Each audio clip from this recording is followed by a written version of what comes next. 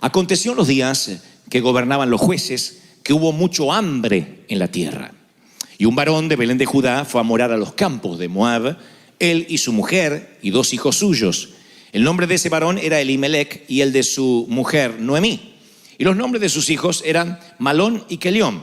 Llegaron pues a los campos de Moab y se establecieron allí. Esta es la historia de un hombre justo, una familia íntegra. De hecho, Elimelec, el nombre del caballero, significa mi Dios es rey.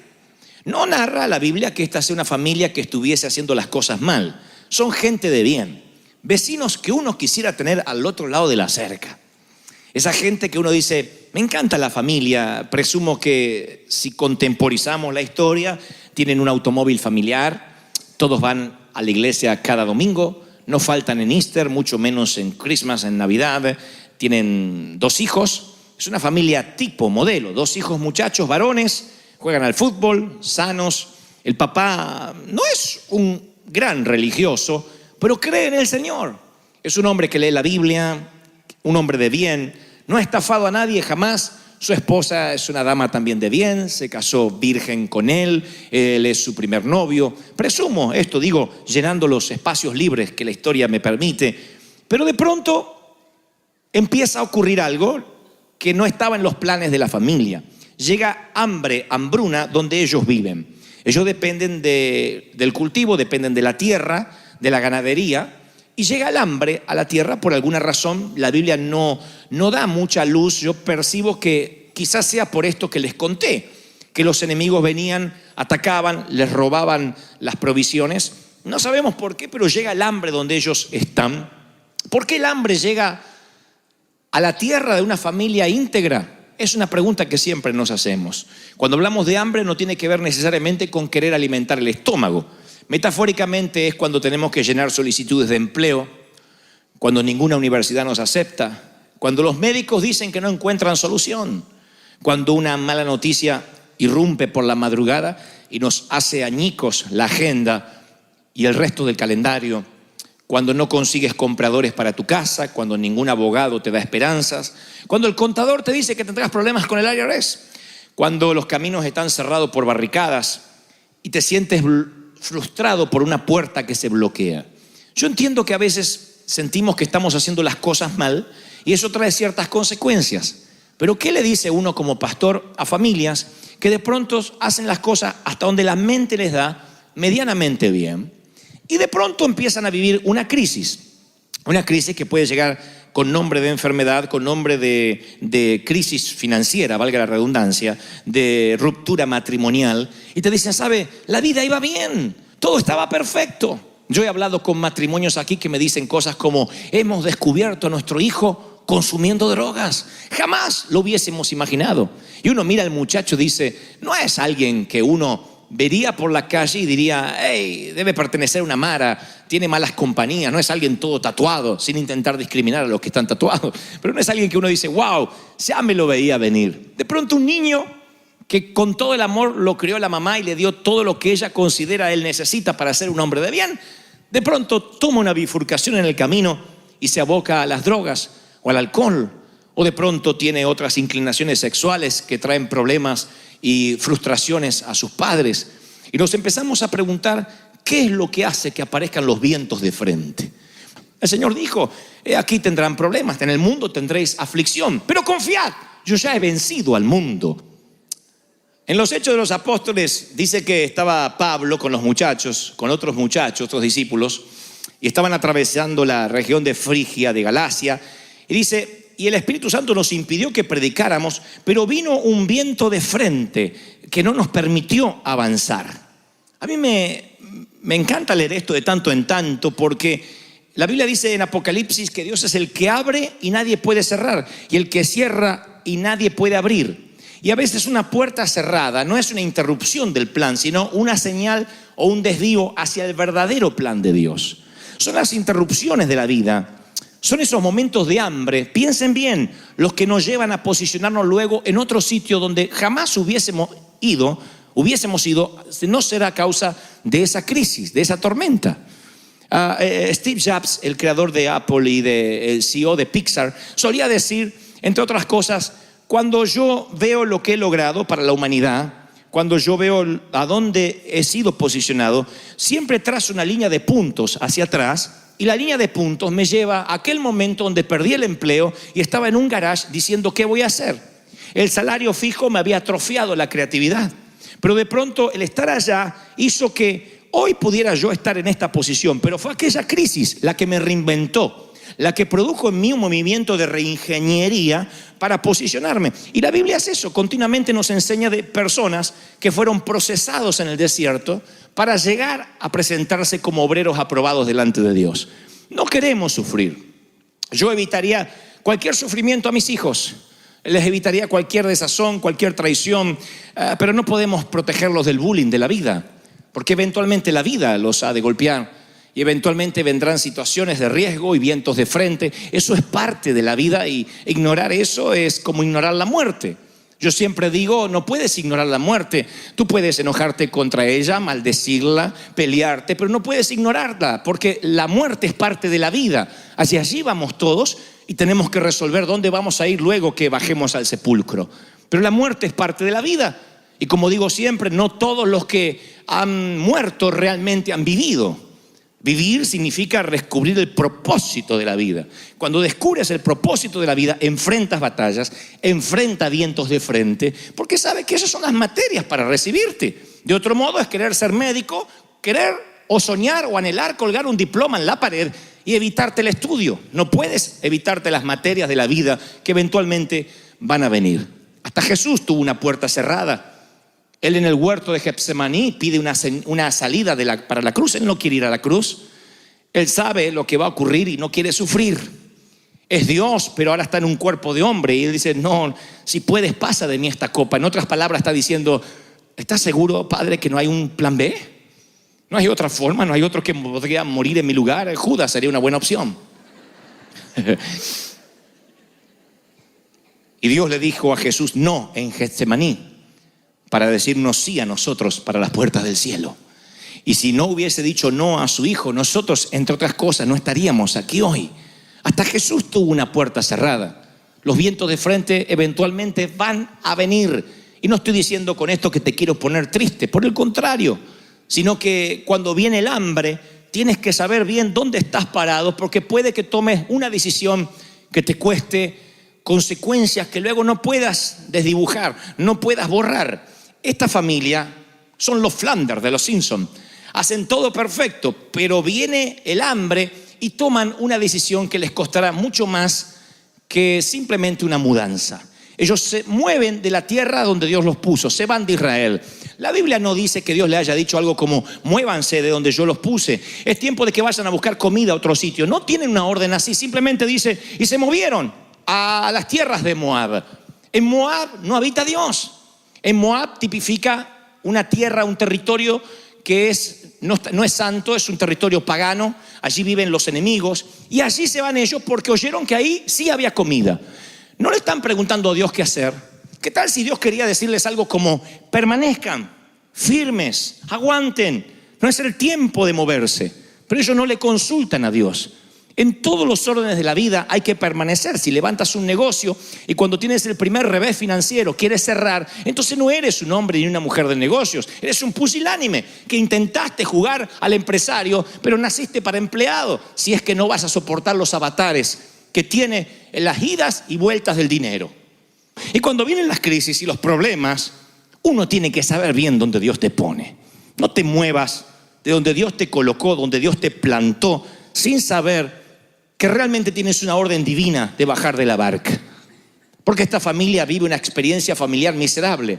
Rápidamente de un versículo al otro, sin dar mucha explicación, dice algo como, y murió el marido de Noemí, allá en las tierras paganas. Y quedó ella con sus 2 hijos. Y los 2 hijos se casan con mujeres de Moab, de allí. Una era Orfa, la otra era Ruth. Habitaron 10 años y murieron también los 2 hijos. Y la mujer queda viuda con sus 2 nueras. No se sabe cómo es que murieron, si hubo una peste, no sé. Pero lo que sí estoy convencido, que una mala decisión va a robarte a tus hijos, va a robarte a tu matrimonio, va a robarte tus finanzas. Una mala decisión, un enroque mal en el tablero, es lo que nos quita de la voluntad de Dios. No hay nada mejor que estar en el centro de la voluntad de Dios. ¿Se acuerdan eso? Es lo más seguro del mundo. Ahora, ¿qué pasa si te mueves? No le preguntas a Dios. Y te mueves de país solamente porque allí te dijeron que va a haber empleo. Tú dices, ok, yo debo velar por mi familia, sí, pero le preguntaste a Dios, ¿te da paz? ¿Cuánta gente en el proceso de construir una casa pierde el hogar? ¿Cuántos hay que luego de comprar la casa y no tener deuda, no tiene un cónyuge con quien disfrutarlo? O hijos que corretean por la casa porque todos abandonaron al padre en el proceso de la compra. Rico no es el que más tiene, sino el que menos necesita, decía Facundo Cabral, un gran cantautor argentino. Y yo creo necesariamente que las cosas del reino son las que realmente importan, como dice el Señor, las cosas de arriba, no las de la tierra. ¿Qué pasa si nosotros nos empecinamos en construir lo que es terrenal, nos movemos sin la voluntad de Dios y de pronto vemos que nuestro avión se empieza a mover y resulta que estamos yendo a un sitio que Dios no nos mandó? Oh, yo no quiero estar en ese avión. Yo no quiero estar en un pez sabiendo que mi destino era Nínive y estoy yendo para Tarsis. Yo no quiero estar ni en ese barco ni en el vientre de ese pez. Porque, damas y caballeros, no hay lugar más inseguro que moverte de la voluntad de Dios. Y estoy hablando de moverse en todos los niveles, no mudanza física. A veces uno muda el corazón. Y cuando mudas el corazón, lo que estás haciendo ya lo haces mal. Los empleadores sabemos lo que es tener un empleado con el corazón disperso. Alguien que hace lo correcto, lo que en Argentina llamamos sindicalista. Hace lo que el sindicato le ordena. Entonces no hace una de más. Y el tipo, uno le dice, tú tienes que controlar que este teclado esté limpio. Y él controla la limpieza del teclado. Pero se incendia ese parlante, ese speaker, y él no lo apaga.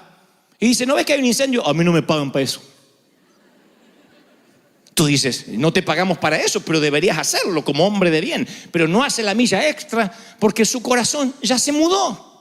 Si tu corazón se mudó, ¿qué hace el resto de tu cuerpo aquí? Ya deberías haberte ido con el resto. Pero si tu corazón puedes estar seguro que dice, bueno, tengo hambre, no estoy pasando mi mejor momento, pero es este el lugar donde me planto. Esta familia toma una pésima decisión, pierde su esposo, se transforma en viuda, pierde sus hijos, está con sus 2 nueras y escucha una noticia. Pasan 10 años, una década, y escucha una noticia. Que de la tierra donde salió, hace 10 años, Jehová había visitado la tierra y les dio pan. Y ahora volvió el pan, volvió la comida, los graneros llenos, los lagares rebosados.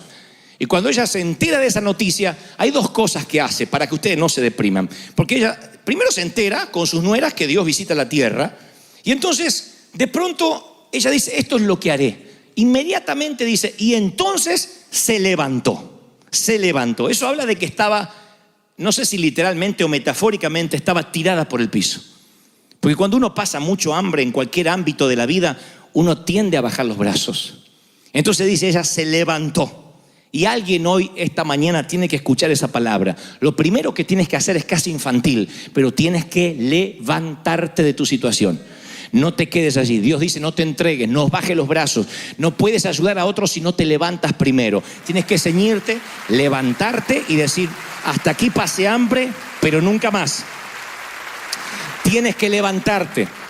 Porque, ¿saben? Hay gente que se levanta pero no sale del lugar.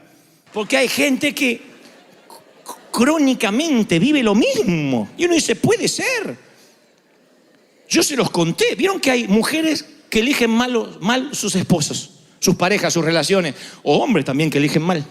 Pero se da más el caso de las mujeres que agarran un vago, un sinvergüenza, y dice, pastor, salí de esa relación. Menos mal que ahora Dios me dio otro. Uno lo mira y dice, volví a la anterior porque este es una versión desmejorada de la anterior. ¿Y por qué siguen en lo mismo? Porque se levantan, Dios les habla, pero no salen del lugar. No cortan lo que tienen que cortar. Tienes que cortar Moab para poder comer en Israel. Si no cortas la tierra pagana, no vas a comer pan. Tienes que cortar. Hay relaciones tóxicas que hay que cortar. Hay relaciones, como digo, siempre que te drenan, te vampirizan. Hola, ¿cómo estás? Y te drena. Y te quedas como los perritos atropellados así, después que se va. ¿O no? Porque te drena. Ay, pero es mi comadre, pero te drena. Orá que se vaya al cielo, que la pongan en otra nube, pero que no te la carguen en el barco. Amamos a todo el mundo, pero nada nos obliga a ser socios de todo el mundo. Entonces hay gente que te drena y son relaciones que hay que cortar. Porque piensas, desde que estoy en pareja, desde que tengo esa relación, desde que estoy con mi cuñado, desde que me asocié con fulano, empezaron a pasar las cosas terribles. Y se empiezan a desencadenar una serie de eventos, valga la redundancia, encadenados a partir de este efecto dominó de tomar una mala decisión. Entonces tú te levantas, Señor, quiero vivir en victoria, pero no cortas lo pagano. Si no cortas lo que está en Egipto, no puedes entrar a la tierra prometida. Es un principio. Eso es así. Si no cortas algo en tu corazón, no tienes cabida para algo más en tu corazón o para alguien más. Ella se levantó y dijo, salgo de aquí. Y ahí ocurre algo muy particular. Ya para culminar, les quiero regalar esto porque me pareció extraordinario. Porque ella decide levantarse, Noemí, la viuda, y sus dos nueras. Recuerden que las dos nueras son chicas de ahí, de esa tierra, de Moab. Allí conocieron a sus hijos. Ahora los hijos quizás murieron en una guerra, una batalla, una peste, no sabemos por qué. Y Noemí habla con las dos muchachas. Se presumen que las muchachas tienen 30 y tantos años, 20 y pico, 30 tienen las dos. Noemí le dice, muchachas, yo me vuelvo a mi pueblo porque hay pan, pero ustedes nacieron acá, esta es su vida. Y literalmente les dice esto, pueden leerlo en el libro de Ruth. Dice, mire, yo ya soy una mujer vieja. Si aún me volviera a casar y tuviera hijos, ustedes no lo van a esperar para casarse con ellos. No van a esperar a dos bebitos que se críen. Qué lindo sería, ¿no? Le conozco el pasado a este desgraciado, lo vi nacer. Pero eso no va a pasar. Así que yo no puedo darles hijos a ustedes para que sean mis nueras de vuelta. Son libres. Vayan, busquen un muchacho acá de Moab. No tienen que seguirme. Pero las dos la siguen igual. Dicen, no, tú eres nuestra suegra, ¿a dónde vamos a ir? Eran tres viudas de regreso al lugar donde hay pan. Y finalmente llegan a la frontera, donde hay que cruzar, tienen que pasar migraciones y ya están del otro lado, donde hay pan, en Israel. Y ahí la Biblia dice que las dos nueras alzaron la voz y lloraron. Otra vez el ejemplo de las que se levantan y no cortan. Estas dos, Ruth y Orfa, empezaron a llorar. ¡Ay, suegra, suegra! Todos lloramos por la suegra alguna vez o por culpa de ella. Estas están llorando delante de la suegra. Las dos, la Biblia dice que alzaron la voz y lloraron. Las dos besaron a la suegra. Pero Orfa, que significa obstinación u obstinada, regresó a los campos de Moab y Ruth dijo, yo me quedo contigo. Y se quedó con la suegra. Me sorprende que las dos lloraron. Las dos fueron tocadas. Las dos llegaron a la frontera. A una le faltó algo para pasar del otro lado. Otra sí siguió con su suegra. Ruth pasará a la historia grande. Ruth tendrá un libro en los canos bíblicos. Ruth estará en las celebridades de los héroes de la fe. Orfa se lo perderá porque piensa, mejor me consigo un muchachito por acá. Y se volvió. Y por un muchachito se perdió en la frontera de la decisión. Quizás algo mucho más grande. Pan, dignidad, heredad. Y el Espíritu Santo me dice, por alguna razón, que hay mucha gente aquí en la frontera de la decisión. Eres casi cristiano. Sabes todo lo que tienes que saber, así que no te puedo considerar un inconverso. Eres esas personas que viven en la puerta del templo como el paralítico de la Escritura. Sabes todo lo que pasa dentro y todo lo que pasa afuera. El problema es que sabes demasiado como para que yo te considere o el Señor un inconverso, pero no sabes lo suficiente como para ser un cristiano.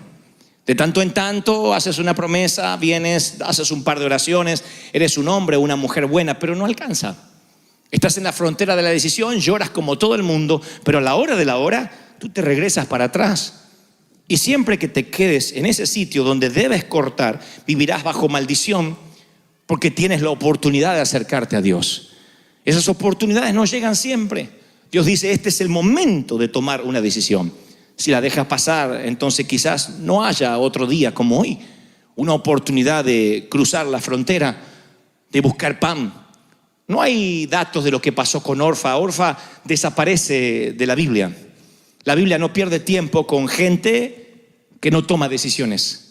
Díganme ustedes si recuerdan el nombre del joven rico que se perdió a seguir a Jesús porque no pudo vaciar sus cuentas bancarias. Díganme el nombre.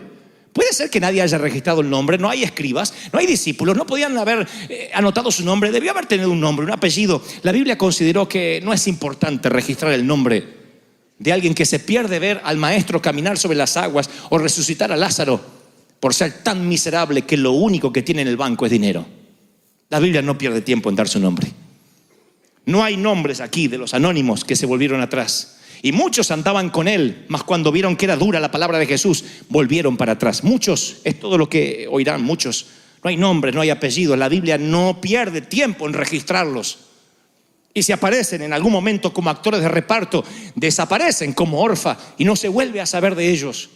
Qué feo que pases por la vida y nadie más sepa de ti. Que no hayas inspirado a nadie. Que cuando te toque alguien, alguno de los ministros, nos toque oficiar tu funeral, tengamos que preguntar: ¿y qué hizo? Oh, yo he estado en esas situaciones, es horrible. Dígame algo de su esposo. Dígame, nunca me pegó. Dígame algo, ¿qué hizo? Sus hijos quieren hablar. No, ellos no quieren hablar. No tienen nada para decir de su padre. No. ¿Usted no quiere hablar? No. Y no es que no quieren hablar porque están demasiado destrozados, porque no saben qué decir. Y yo digo, haber construido una vida, bajar al sepulcro y que no haya gente haciendo fila queriendo decir: me inspiró, me dio una oportunidad. Qué hombre bueno, cómo aprendí a sus pies. Qué mujer. Es haber perdido la vida. Es haber desperdiciado el don de vivir. Es no haber honrado la vida, ganarte el derecho a vivir. Y Ruth, cuando se va la otra nuera, dice las palabras más maravillosas que un líder quisiera oír. Oigan lo que dice Noemí, Ruth: no me pidas, suegra, que te deje, ni me aparte de ti, porque yo hago una promesa.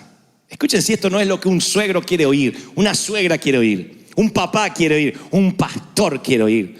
Donde tú vayas, donde tú fueres, iré yo. Donde quiera que tú vivieres, yo voy a vivir. Y escúchame, tu pueblo será mi pueblo, tu Dios será mi Dios. Donde tú mueras, yo moriré. Nada nos separará, ni siquiera la sepultura. ¡Wow! ¡Aleluya! ¿Cuántos dicen: yo voy a plantarme donde Dios me ponga y tu Dios será mi Dios hasta el último de mis días? ¿Cuántos dicen cuántos hacen ese compromiso de fe? ¡Aleluya! ¡Ja! ¡Qué lindo! Y ahí Ruth entra a la historia grande. Y después, claro, después hay una larga, long history.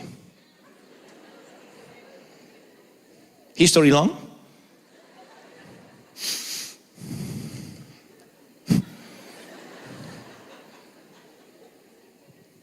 Son las dos viudas que van detrás recogiendo las migajas de las demás familias, porque había una ley en Israel que decía que cuando las familias cosechaban tenían que dejar un poco de residuo, de desechos, para que las viudas que no tenían derecho a la heredad por no tener esposo pudieran también comer. Era una ley mosaica, una ley de Moisés. Entonces las familias no podían cegar a fondo, tenían que dejar caer semillas. Podían recoger el 90%, el 98% de la cosecha. Un 2% tenía que quedar las gavillas en el piso. Y con la vergüenza de la tarde, cuando el día ya estaba en cierne, venían las viudas y nadie les decía: ¿qué están haciendo? Y recogían las migajas de lo que pudo haber sido una heredad completa. Saben que como pastor también me he encontrado con gente así. Hoy pudieron ser otra cosa de lo que son. Y sin embargo se conforman con migajas. Debe ser triste, ¿no?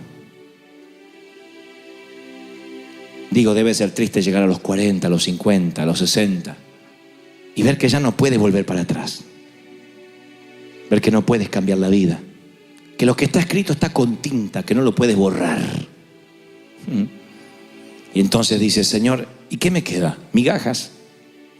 Pero también debe ser fascinante que Dios te hable como hoy y que diga: estás a tiempo, levántate, sal del sitio donde estás y regresa a casa. ¿Quién sabe si te pasa lo de Ruth? ¿Qué tal si alguien se enamora de ti? ¿Qué tal si luego, pudiendo vivir el resto de tu vida con migajas, tienes la heredad completa? Esa podría ser un buen final para ti también. Dios podría bendecirte. Dios siempre tiene un buen final bajo la manga. Recuerda, eres el muchachito de la película. Eres la muchacha de la película. Y el muchacho y la muchacha de la película nunca mueren. Siempre terminan con la chica adecuada. Siempre terminan antes de los títulos finales con una sonrisa. Tú estás en el flyer. Ocurría meter la pata. Sabíamos que habíamos aceptado a Cristo de una vez para siempre. No teníamos un evangelio que dijera: te va a ir bien y vas a tener un auto del año, un 0 kilómetro. No pensábamos: ahora porque tienes a Cristo tienes que comprarte la casa, o vas a tener buena ropa, o te va a Dios bendecir en todo. No se nos predicaba eso. Se nos predicaba de que venía la tribulación, de que los tiempos iban a poner difíciles, que Cristo estaba a las puertas. Sin embargo, había una fidelidad que no he vuelto a ver en mucho tiempo.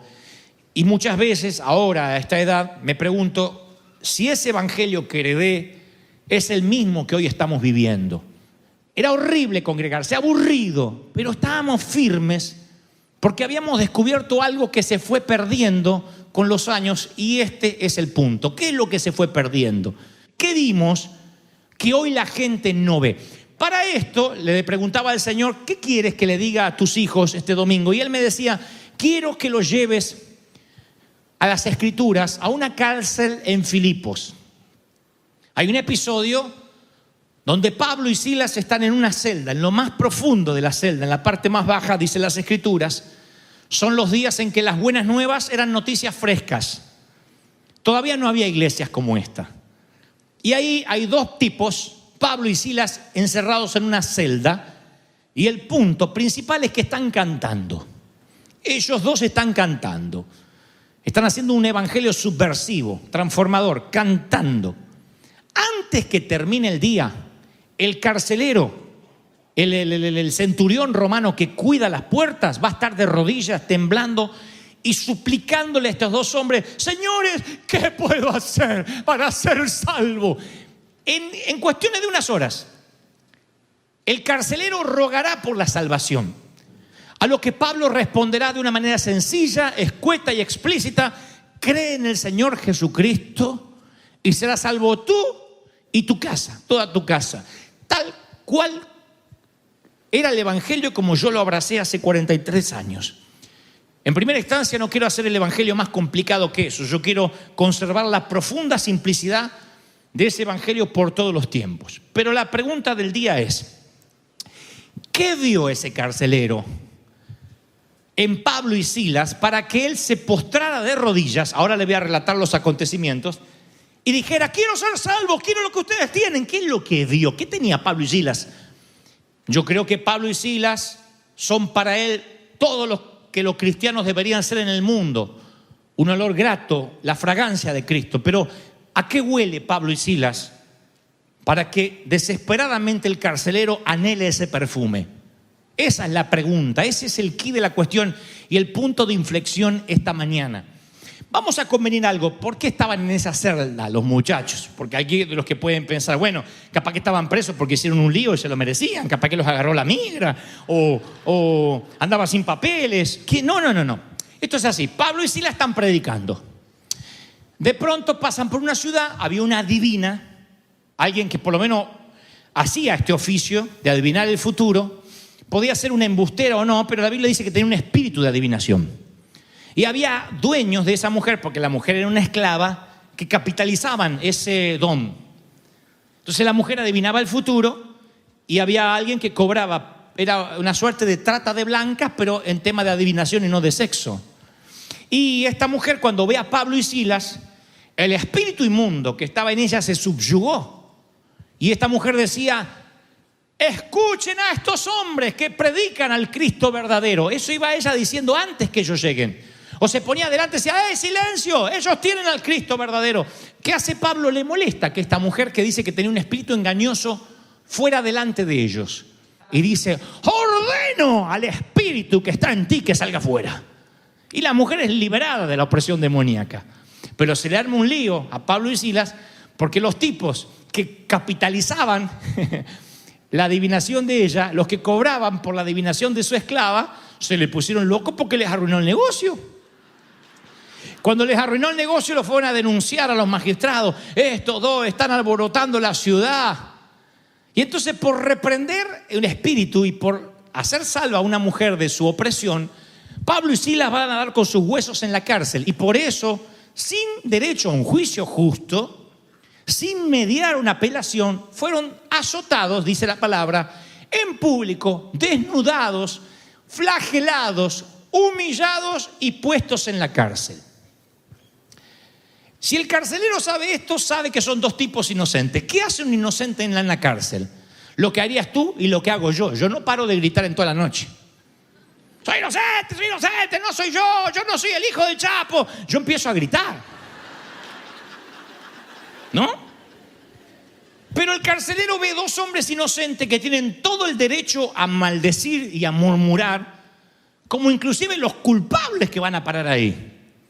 Y estos no están ni maldiciendo ni murmurando, estos están alegres. Dice: a eso de la medianoche, presten atención porque es muy importante, Pablo y Silas se pusieron a orar y a cantarle a Dios, y los otros presos los escuchaban. Yo digo siempre que el carácter se ve más por nuestras acciones que por nuestras reacciones que por nuestras acciones. La esencia se ve bajo presión. La esencia se ve cuando estás en una olla caliente. Un saquito de té, una bolsita de té, larga su mejor sabor o su peor sabor cuando está en agua caliente. Si no, solamente es un aroma, pero el sabor lo larga cuando está en agua caliente. Y el agua caliente son esas situaciones adversas que a veces nos tocan, que nos hacen pensar que Dios no es bueno si es que vivimos un evangelio raquítico. Miren, Dios nos sana de cáncer y decimos: Dios es bueno. Dios nos hace entrar a nuestro hijo a la universidad y decimos: qué bueno que es Dios. Uy, qué bueno que es Dios que no choqué. Qué bueno que es Dios que el seguro me pagó. Qué bueno que es Dios. Mi suegra no viene este verano. Qué bueno que es Dios, porque me salieron los papeles. Pero si no te salen los papeles, si no entra tu hijo a esa universidad, si no consigues empleo, yo tengo una pregunta. No digo que estés feliz o estés triste. La pregunta es: ¿Dios sigue siendo bueno? En los días de recesión o en los días de provisión, Dios es el mismo Dios de las vacas flacas que el de las vacas gordas. ¿Es para ti el mismo Dios? Porque esto depende lo que luego creerá el carcelero, de cómo nosotros veamos a Dios. Romanos 8:28 dice: y todas las cosas a los que le aman les ayudan para bien. No algunas cosas, todas las cosas. O sea, dice, hay sucesos aislados que pueden ser malos, pero el resultado final es bueno. Pablo dice: esta leve tribulación momentánea produce un excelente peso de gloria. Esta tribulación momentánea de Pablo está hablando de los 80, 90 años de vida. Está diciendo: alguno de ustedes va a estar a lo mejor viviendo de prestado 80 años, pero tranquilos, que es un parpadear comparado con la eternidad. Ninguno dice amén porque yo no quiero que me toque eso, pero quiero que entiendan el punto.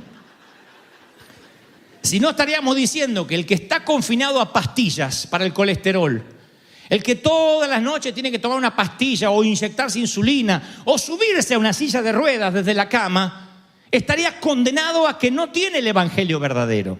Y Pablo dice algo maravilloso que a veces se nos pasa por alto: yo he aprendido a contentarme cualquiera, ahora sí digan fuerte, cualquiera sea mi situación, cualquiera.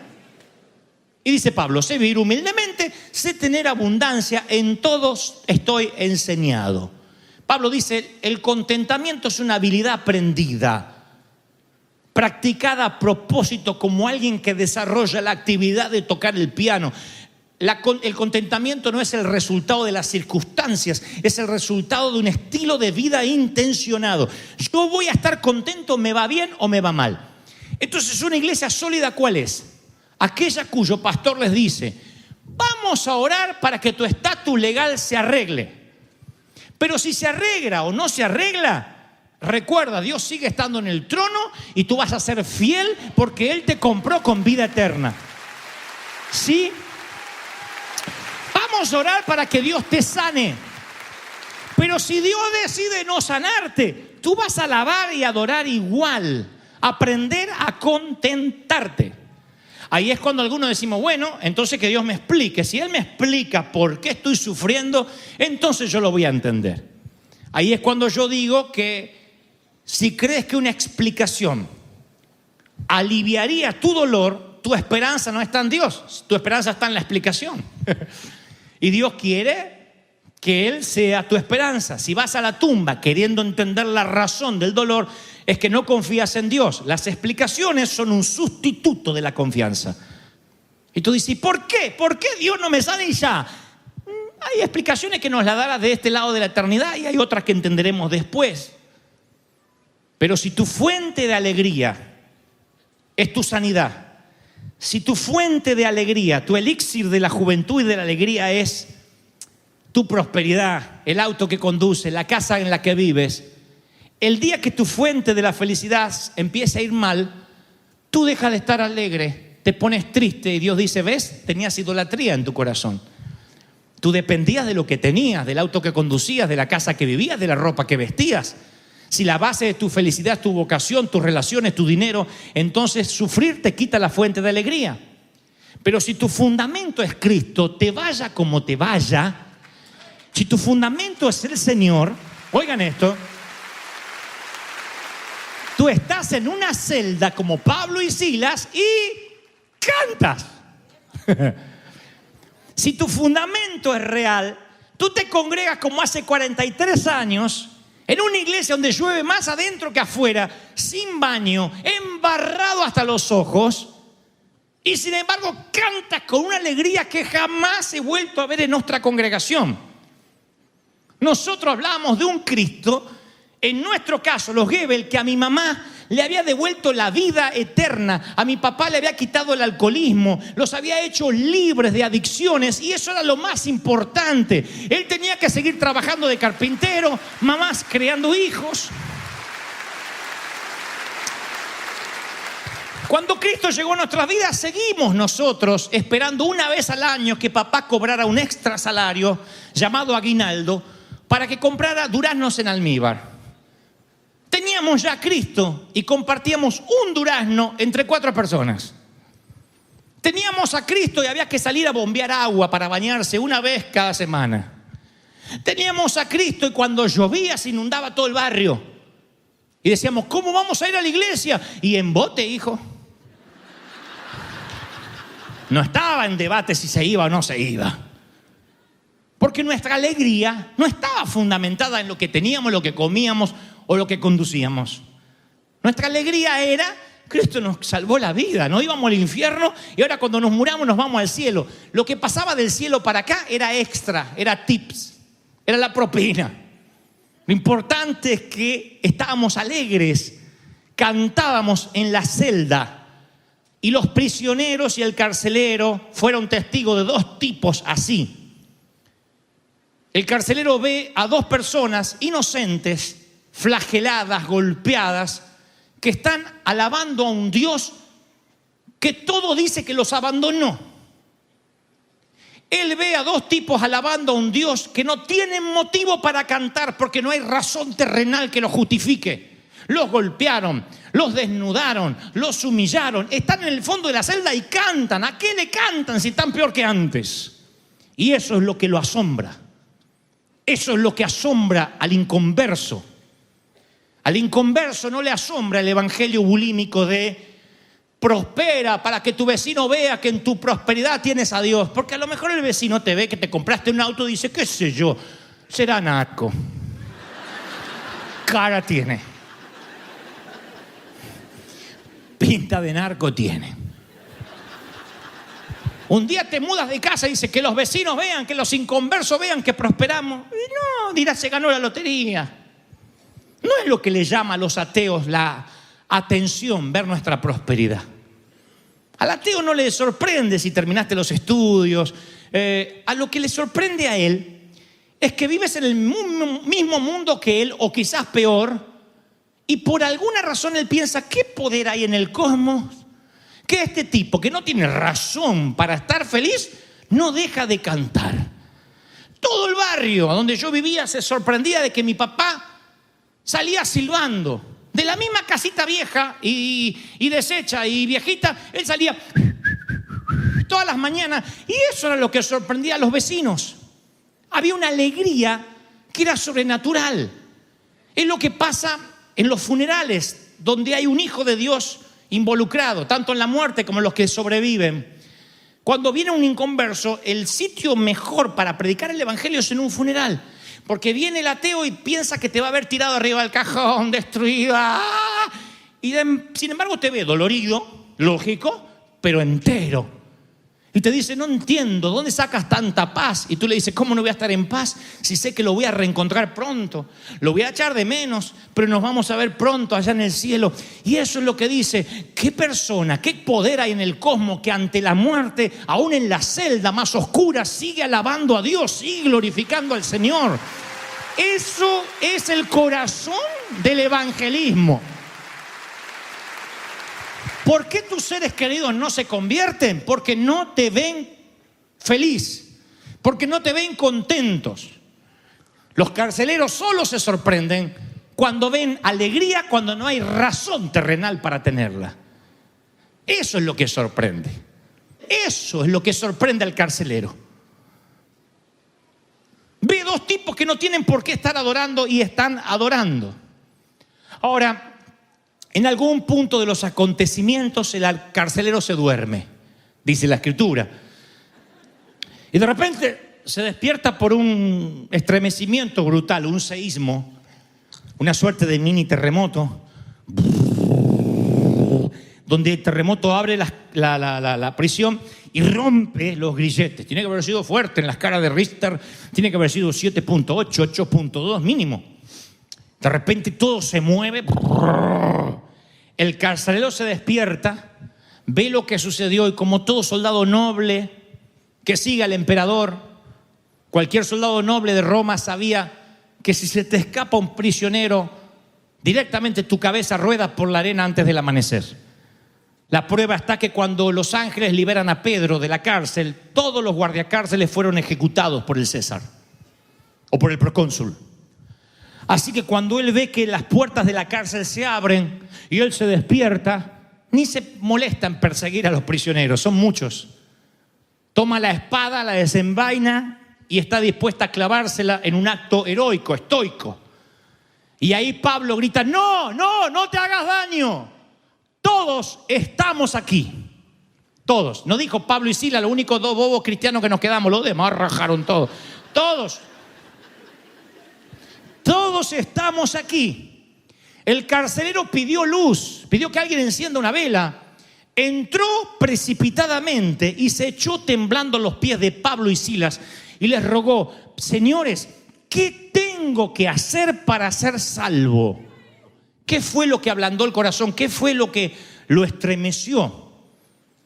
Yo creo que lo primero que lo estremece a él es ver dos personas inocentes, puras, piadosas, alabando en medio de la crisis. Ahí es lo primero que yo creo que le sorprende al carcelero. ¿Qué es lo segundo que le sorprende? Que cuando se va a quitar la vida, Pablo dice, no, estamos acá.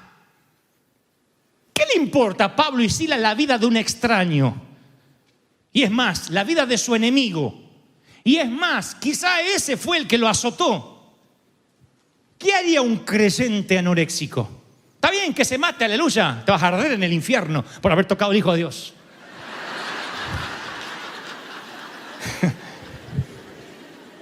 Si hay tantos creyentes que quieren ver arder a otros creyentes, imagínense el morbo que tendrán por ver arder a un centurión. Lo que le sorprende al centurión es una piedad, no solo que alaban a Dios en la oscuridad y en el fondo de la celda, sino cómo puede ser que estos tipos se preocupen por mí, que soy un simple soldado. Yo no le preocupo ni al procónsul, ni al Pilato, ni a César, que van a pedir mi cabeza de inmediato apenas diga que se escaparon los presos, ¿cómo puede ser que yo a estos tipos les agrade o que les importe? Eso es lo que termina de convencer, transformar el corazón del carcelero para que diga, ¿qué hago? ¿Qué hago para tener lo que ustedes tienen? Es que primero, tienen un poder que los hace alabar y adorar que él nunca ha visto antes. Segundo, una piedad que él no vio antes. De todos los milagros, el que más repitió Jesús estando en la tierra fue la curación de leprosos. Mientras que algunos opinan que lo importante era que le quitara las llagas, yo me atrevo a pensar que lo importante en esos leprosos era restaurar la capacidad de sentir de nuevo, porque la lepra en ese entonces era la pérdida del tacto. Los leprosos no podían sentir ni placer ni dolor. Y vivir entumecido al mundo que te rodea es una manera peligrosa de vivir la vida, porque no sientes nada. Entonces Dios les da la capacidad de sentir. Es un regalo, te da el placer y el dolor. Y lo peor que le puede pasar a la iglesia es tener la lepra del entumecimiento. No sentir piedad por los que se pierden. Ahí es cuando la iglesia deja de crecer, ¿ven? Cuando uno deja de sentir dolor por las almas perdidas, hay sillas vacías. Hay servicios que no se pueden realizar. Hay una historia allí en los libros de Josefo, es un historiador que aunque su libro no aparece en el canon bíblico, pero aún así son historias verídicas, y una de ellas cuenta la de el centurión romano que metió a 50 cristianos en un lago congelado y les decía, nieguen a Cristo y lo sacaremos de ahí. Nieguen a Cristo y lo sacaremos de ahí. Y uno a uno, cantando y cantando y cantando, se le iban estumeciendo se le ponían duros los miembros, las extremidades, las piernas, e iban muriendo congelados. Y el centurión se conmovía, le decía, nieguen a Cristo y lo sacaremos de ahí. Y ninguno negaba a Cristo. Hasta que uno de ellos dijo, niego a Cristo, niego. Y entonces lo sacan, lo calientan junto a la fogata y tal como le prometieron, lo envuelven en mantas y lo dejan regresar a casa. Pero no tardó mucho tiempo en que el centurión empieza a quitarse su ropa militar.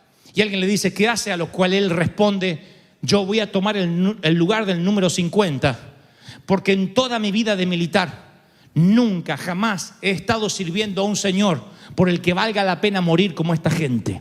Nunca jamás conocí un poder tan grande que hace que ellos decidan morir. Este debe ser un poder más alto que el de Roma, por lo que hace que 50 justos decidan morir por una causa. Eso es lo que convierte a una persona. Eso es lo que hace que la gente diga, yo quiero estar ahí. Porque te hace cantar. Perdiste la casa y estás alegre. ¿Qué cara te vio el agente de bienes raíces cuando te dijo que ibas a perder la casa? ¿Qué cara vio en ti el gerente del banco? Tú me estás diciendo algo como, me estás pidiendo que sonríe así, ay, perdí la casa. No, lo que te estoy diciendo es que a lo mejor te pongas triste, pero que le digas, uy, qué pena, entonces no se puede hacer nada. Y bueno, Dios sabrá, Dios está al control, Dios sigue siendo bueno. Mi felicidad no depende del crédito denegado, el crédito aceptado, de la universidad a la que vaya o no. Mi felicidad, mi contentamiento es un estilo de vida intencionado. Yo soy feliz porque Él sigue siendo el Rey. Alguien tiene que decir, yo creo en ese Dios. Ahora, ya casi termino, pero vamos a seguir con la historia. Le dice Pablo, estamos todos aquí. Todos. Otra pregunta que me llama la atención. La primera fue, ¿qué vio el carcelero, no? ¿Quién le predicó para que quisiera ser salvo? La segunda cosa que me llama la atención, ¿y los otros presos que son delincuentes? Tal vez hay narcotraficantes, hay abusadores, tratantes de blancas. ¿Por qué no se mandaron a mudar? Se abrió la cárcel, se rompieron las cadenas. ¿Y por qué Pablo y Sila dicen, estamos todos aquí? Si los otros presos no son discípulos, ¿por qué no huyen? ¿Cómo que se quedan todos paralizados? ¿Qué vieron ellos? En primer lugar, el guardia ve a hombres duros que en contra de sus instintos más arraigados no se mueven de allí porque escucharon a 2 hombres cantar toda la noche. En segundo lugar, yo creo que cuando uno de los presos quiso escaparse, Pablo dijo, ¿estamos todos acá? Él dijo, bueno, estamos todos acá. Y se quedó. Hubo un respeto entre los demás delincuentes que estaban allí. Porque mi querido, Si quieres respeto de los que no conocen al Señor, adora en medio de la tormenta. Alaba en medio de la tribulación. Y eso te dará respeto. Yo bendigo a las mujeres que tienen un piloto de tormenta en su casa. Bendigo a los hombres que tienen una mujer piloto de tormenta. Bendigo a los que tienen una iglesia cuyo pastor es un piloto de tormenta.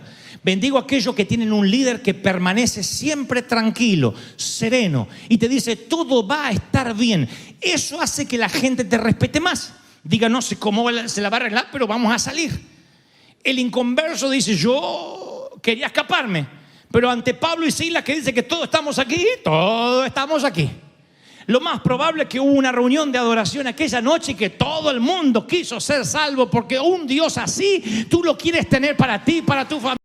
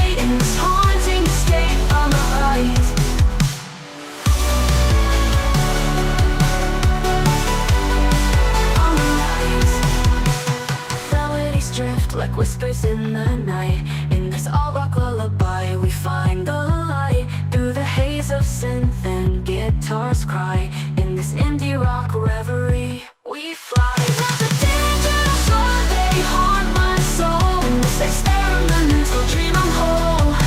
Laying vocals, they echo through the night. In this haunting escape, I'm alive. I'm alive.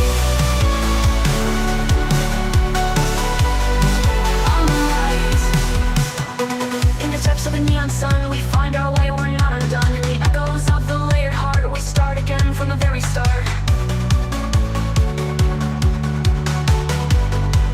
On the light, echoes of the neon sun, we find our way, we're not undone. In the echoes of the layered heart, we start again from the very start. On the light.